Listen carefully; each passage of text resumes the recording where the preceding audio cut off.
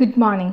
In our last class, we went through the writer Jean Rice, the historical context of the novel Wide Surgasosi, the connection between Charlotte Bronte's novel Jane Eyre and Wide Surgasosi, and also the key points relating the novel Wide Surgasosi. Today we are going through the plot of the novel Wide Surgasosi. Wide Surgasosi was inspired by Bronte's Jane Eyre, written 100 years earlier. Antoinette Cosway was based on Bertha in Jane Eyre.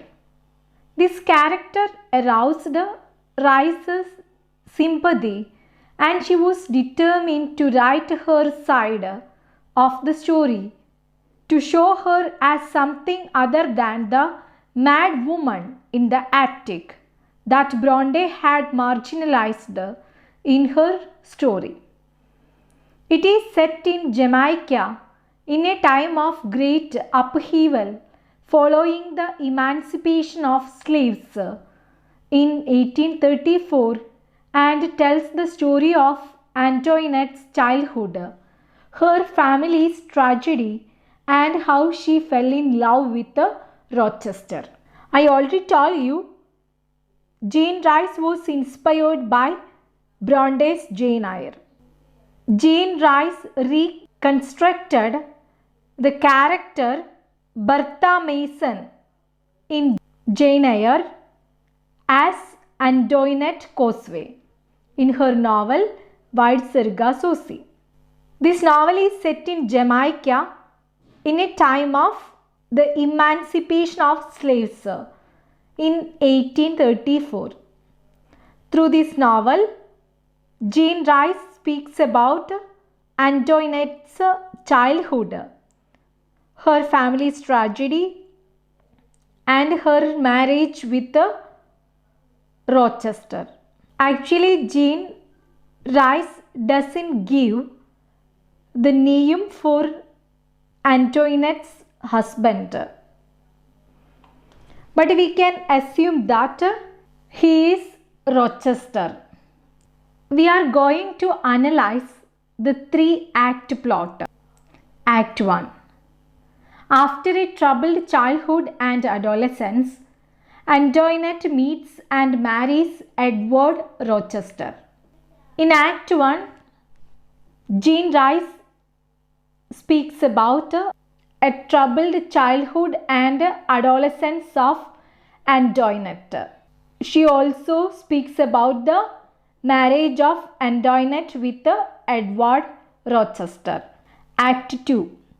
While their honeymoon is passionate at first, it cools drastically when Rochester receives a letter containing malicious gossip about Antoinette.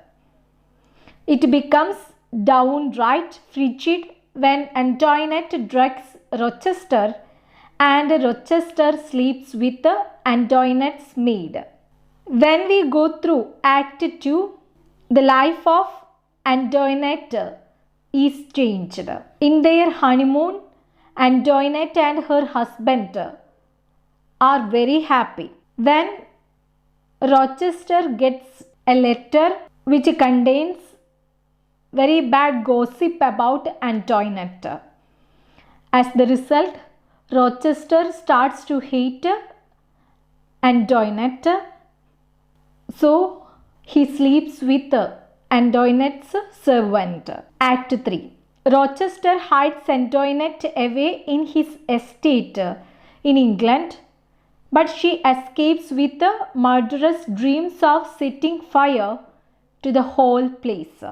In Act 3, Rochester brings Antoinette in his estate in England, but Antoinette escapes from there with murderous dreams of setting fire. Then we are going through the plot overview. Rice creates a biography for Bertha Mason the insane wife of Edward Rochester in Charlotte Bronte's novel Jane Eyre. As Rice's novel begins, Bertha Mason, through most of the narrative, as Antoinette Cosway, is a child living on the overgrown and impoverished Colibri estate in Jamaica. The story begins in 1839, 6 years after slavery was abolished in British Empire, of which Jamaica was part. ജമൈക്കയിലെ കാടും പടലും പിടിച്ച് ദരിദ്രമായ അവസ്ഥയിൽ കിടക്കുന്ന കലീബ്രി എസ്റ്റേറ്റിൽ താമസിക്കുന്ന Antoinette causeway എന്ന കഥാപാത്രത്തിലൂടെയാണ് gene rice white സെർഗാസോസി എന്ന നോവല് ആരംഭിക്കുന്നത്. 1839 ഈ സംഭവം നടക്കുന്നത്. ബ്രിട്ടീഷ് സാമ്രാജ്യത്തിൻ്റെ ഭാഗമായ ജമൈക്കയിലെ അടിമ വ്യാപാരം നിരോധിച്ചിട്ട് അപ്പോൾ 6 വർഷം കഴിഞ്ഞിരുന്നു. Antoinette Cosway, a Creole or Caribbean person of European descent, the young narrator of part 1, describes both her family's isolation and poverty in the wake of emancipation. Antoinette's story begins when she is a young girl in early 19th century Jamaica. Antoinette Cosway is a Caribbean person. The part 1 describes about Antoinette's family's isolation and poverty because of emancipation. Antoinette's story begins when she is a young girl in early 19th century. The white daughter of ex-slave owners, she lives on a run-down plantation called Kilibri Estate.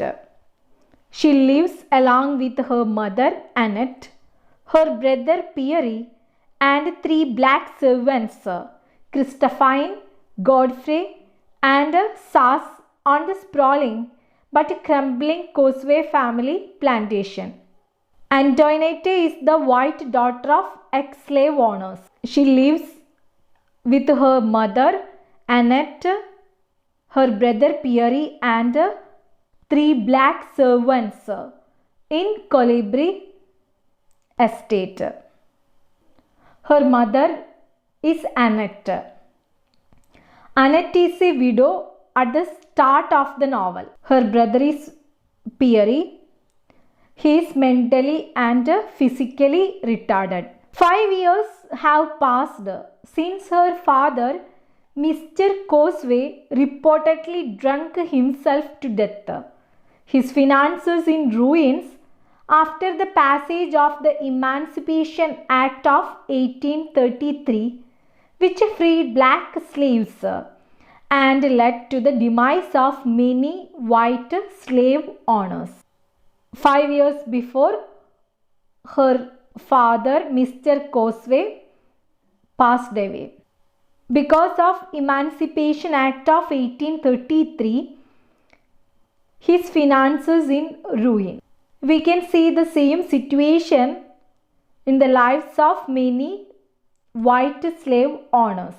No neighbors visit the family because Annette Cosway, who was born on Martinique, is considered an outsider. Antoinette's mother, Annette, she was born on Martinique. What is Martinique? Martinique is an island of the Windward Islands colonized by the French between Dominica and St. Lucia, officially British colonies at the time when the novel is set. The family's only friend, Mr. Luttrell, kills himself on the novel's opening page. Antoinette believes that he was tired of waiting for the world of former slave owners to improve. Her family has only one friend. His name is Mr. Luttrell. Unfortunately, he kills himself on the novel's opening page. Antoinette is even more isolated than her mother. Her mother devotes her time and attention to Pierre, who is mentally retarded, and repels Antoinette's affectionate advances. Antoinette is always alone in her life because her mother always spends the time with her mentally retarded child Pierre. Antoinette seeks refuge in the gardens and the company of her nurse Christophine, who is known for her practice of Obbi, a voodoo-like folk magic. I already told you, Antoinette is always alone in her life. So she spends most of her time in garden and also with her nurse Christophine. Here, garden is a symbol used by Jean Rice. Throughout the novel, the natural world reflects Antoinette's and her husband's respective feelings of comfort and also alienation. So here we can see that Antoinette spends time in garden. She is also interested to spend the time with her nurse Christophine. Christophine is Antoinette's nurse. She is respected and feared among blacks and whites alike. She is a practitioner of Obbi. Obbi is a religious folk practice originating in Africa. Obbi was seen by Europeans as superstition, witchcraft, and poison, but by the slaves and their descendants as a source of healing and religious belief.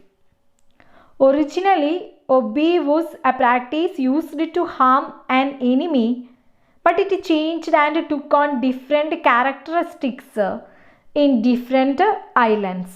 ഒറ്റപ്പെട്ടു പോയ ആന്റോയിനറ്റിൻ്റെ ജീവിതത്തിലെ പൂന്തോട്ടവും അതുപോലെ തന്നെ നേഴ്സായ ക്രിസ്റ്റഫൈനുമാണ് ഒത്തിരി ആശ്വാസം നൽകിയത്. ഈ നോവലിലുടനീളം gene rice ഇത്തരത്തിലെ ലാൻഡ്സ്കേപ്പിന് ഒരുപാട് പ്രാധാന്യം കൊടുക്കുന്നുണ്ട്. അത് ഗാർഡൻസ് ആയിട്ടും ജംഗിളായിട്ടും ട്രീസൊക്കെ ആയിട്ട് ജീൻ റൈസ് ഒത്തിരി സിമ്പിൾസ് ഇതിലൂടെ ഉപയോഗിച്ചിട്ടുണ്ട്. Next important character is Christophine. I told you she is a practitioner of obeah. It's a black magic. Black children taunt Antoinette, calling her a white cockroach. When she finally does make friends with Tia, a black girl, the friendship soon ends. After that, Antoinette calls Tia a nigger. I already told you, Antoinette in her childhood, she is alone. Black children always insult her by calling her as a white cockroach. Finally, she gets a friend. She is a black girl. Her name is Tia. When Antoinette calls her a nigger, nigger means negro, their friendship breaks. Tia retaliates by saying that Antoinette and her family are white niggers, not like the real white people who have money and position. Tia then steals Antoinette's clothes, forcing Antoinette to dress herself in Tia's rags. Just at these moments, Antoinette meets some real white people, new friends of her mother's. Tia is also very smart. That's why she tells Antoinette that Antoinette and her family are white niggers, white Negroes. They are not the real white people because they don't have money and position like the real white people. Tia also steals Antoinette's clothes. So Antoinette is forced to wear Tia's torn clothes. At that moment, Antoinette sees there are so many real white people rich in her house. They are her mother's friends. Her mother is embarrassed that Antoinette is so unpresentable. Believing that her mother is ashamed of her, Antoinette decides that what Tia said must be true. She fears that she can never belong to white or black people. When Antoinette reaches there in Tia's dress, her mother is ashamed. At that moment, Antoinette fears that she doesn't belong to white or black people. Selling the last of her jewelry, Annette Cosway is able to dress well and attend the parties of the white elite. One day, Antoinette is surprised to find a group of elegant visitors calling on her mother from Spanish Town, the island's version of a sophisticated metropolis. Annette Cosway is always interested to attend the parties of the white elite. As the result, her mother gets many friendship from the white. Among them is an Englishman named Mr. Mason, who after a short courtship asks for Annette's hand in marriage. She soon marries Mr. Mason, a wealthy Englishman. Mr. Mason has Calibri completely renovated. The show of ostentatious wealth causes resentment in the neighboring village of poor ex-slaves. Antoinette's mother, Annette, marries Mr. Mason. Mr. Mason is the second husband of Annette. He is an Englishman who, like the first husband of Annette, seems incapable of understanding Jamaican culture. When Mr. Mason and Annette honeymoon in Trinidad, Antoinette and Pierre stay with their aunt Cora in Spanish Town. When Mr. Mason and Annette enjoy their honeymoon in Trinidad, Aunt Cora takes the responsibility of Antoinette and her brother Pierre. Aunt Cora, she is a rich widow. She represents a stabilizing force in Antoinette's life. We can see that she always helps Antoinette in her difficult situations. Mr. Mason is able to fix up the plantation and hire many more servants. Aunt Cora and Annette fear that their new wealth may leave them even more vulnerable than they were in their poverty. Aunt Cora wants Mr. Mason not to speak of replacing the black laborers with the East Indian coolies in front of the black servants. I already told you, Annette's second husband, Mason, doesn't understand the culture of Jamaica. That's why he brings East Indian coolies in front of the black servants. Aunt Cora gives the warning to Mr. Mason, but he is not at all ready to obey it. Mr. Mason laughs off such warnings, saying that blacks are like children and not to be feared.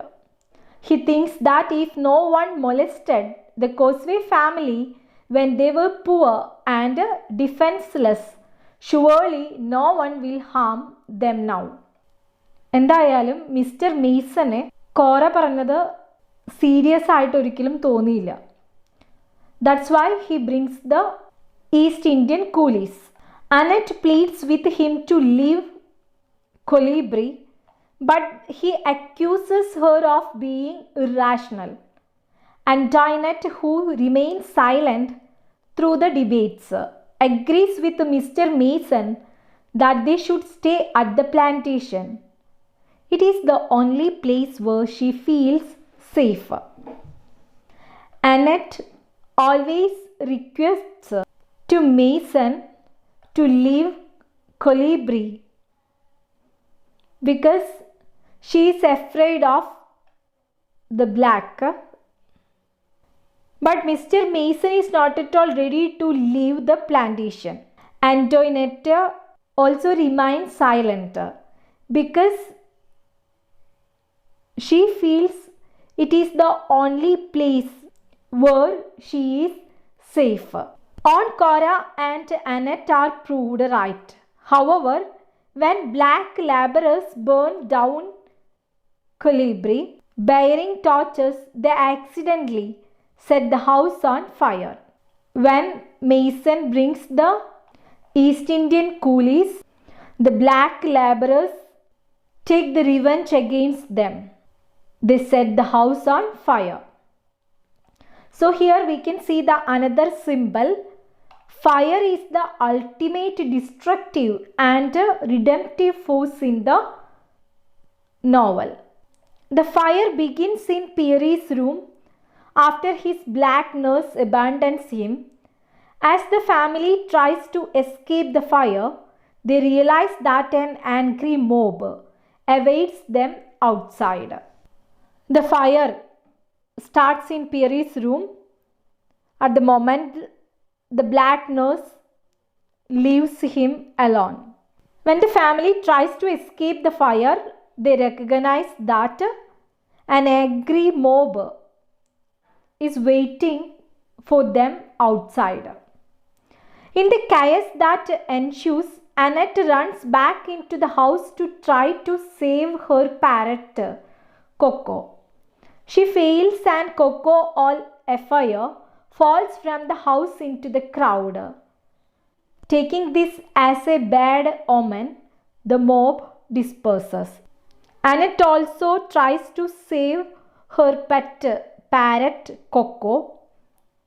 Unfortunately, Coco falls from the house into the crowd. The mob takes this as a bad omen. That's why they leave. Before she can be taken away, Antoinette spies her old friend Tia in the distance. She runs towards her. For she was all that was left of my life, as we had eaten the same food, slept side by side, bathed in the same river. As I ran, I thought I will live with Tia and I will be like her, not to leave Colibri, not to go. At the moment, Antoinette decides to go to her old friend Tia. She also recalls her memories relating Tia. They share the same food, they sleep side by side, they bath in the same river. Like that, she has a lot of memories relating Tia. That's why she takes the decision she doesn't leave Colibri and she will live with Tia.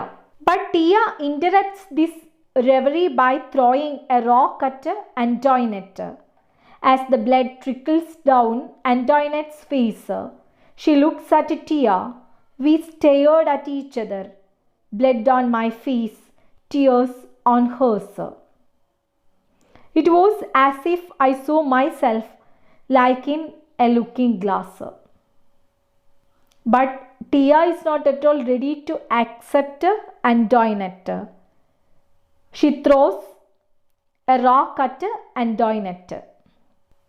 Both of them stare at each other. We can see blood on Antoinette's face. but we can also see tears on Tia.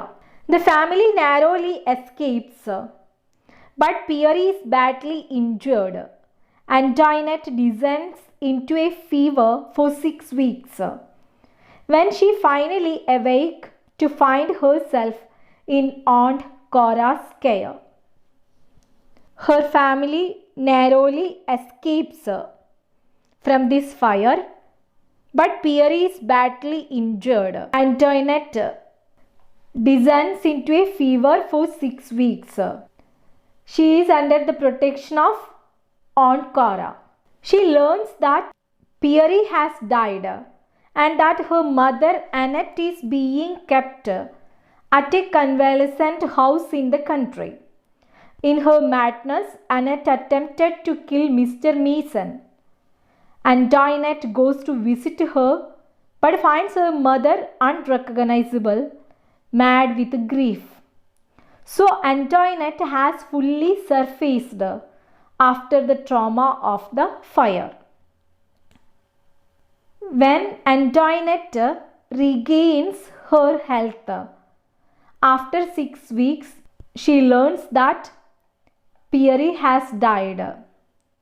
Her mother Annette becomes mad. She also tries to kill her second husband, Mr. Mason. When Antoinette visits her mother Annette, she can't recognize her. Antoinette then enrolls in convent school along with other young Creole girls. The nuns there instill the values of chastity and good behavior in their students and place a high premium on appearance. Antoinette gets the admission in a convent school with other young Creole girls. She starts to live under the guidance of the nuns. She also learns the values of chastity and good behavior. Here, have you noticed the word appearance? Appearance, here it is also the symbol of clothing and hair. The state of women's dresses and hair represent their desirability as well as their agency in this novel. That's why I told you Jean Rice used so many symbols throughout this novel. Antoinette's family has all but deserted her. Aunt Cora has moved to England for a year, while Mr. Mason travels for months away from Jamaica, visiting only occasionally. When Antoinette gets the admission in a convent school, Aunt Cora has moved to England for a year. Her stepfather, Mr. Mason, also travels for months away from Jamaica. After 18 months, during which time Annette has died, Mr. Mason announces on his visit that friends from England will be coming the following winter. He means to present Antoinette into society as a cultivated woman fit for marriage. After 18 months, Antoinette's mother Annette passes away. He also presents Antoinette in front of the society as a cultivated woman fit for marriage. ഒത്തിരി ദുരന്തങ്ങളാണ് കറുത്ത വർഗ്ഗക്കാരെ കൊലീബ്രി estate fire ചെയ്തപ്പോൾ ആൻറ്റോയിനറ്റിൻ്റെ ജീവിതത്തിൽ സംഭവിച്ചത്. അമ്മ മാനസിക വിഭ്രാന്തിയിലാവുകയും അനിയൻ പിയറി മരിക്കുകയും ചെയ്തു. അതിനോടനുബന്ധിച്ച് പുതിയൊരു കോൺവെൻറ്റ് സ്കൂളിലാണ് പിന്നീട് ആൻറ്റോയിനറ്റ് വിദ്യാഭ്യാസം തുടരുന്നത്. ഓൺ കോറ ഇംഗ്ലണ്ടിലേക്ക് പോവുകയും മിസ്റ്റർ മെയ്സൺ ജമൈക്ക വിട്ടുനിൽക്കുകയും ചെയ്തപ്പോൾ തീർത്തും പുതിയൊരു ലോകത്തിലായിരുന്നു ആൻറ്റോയിനറ്റ് ജീവിച്ചത്.